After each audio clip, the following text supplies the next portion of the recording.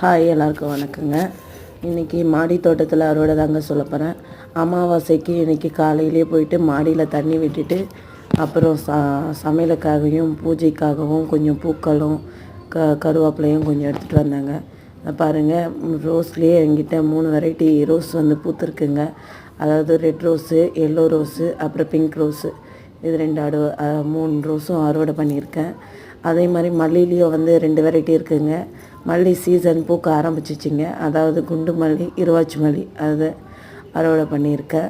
அப்புறம் வந்து சங்குப்பூ விதைகள், பிங்க்கு சங்குப்பூ, அது வந்து விதைகள் கொஞ்சம் கிடச்சிருக்குங்க. சம்பிங் பூ, பச்சை சம்பிங்கு, சாமந்தி, அப்புறம் மஞ்சள் கனகாம்பரம், இதெல்லாம் அறுவடை பண்ணியிருக்கேன். அப்புறம் வந்து செடி வந்து பன்னீர் துளசி வந்து கொஞ்சம் பூஜைக்காக எடுத்துக்கிட்டேன். அப்புறம் கருவேப்பிலை கொஞ்சம் சமையலுக்காக எடுத்துக்கிட்டேங்க. இதான் இன்றைக்கான அறுவடை.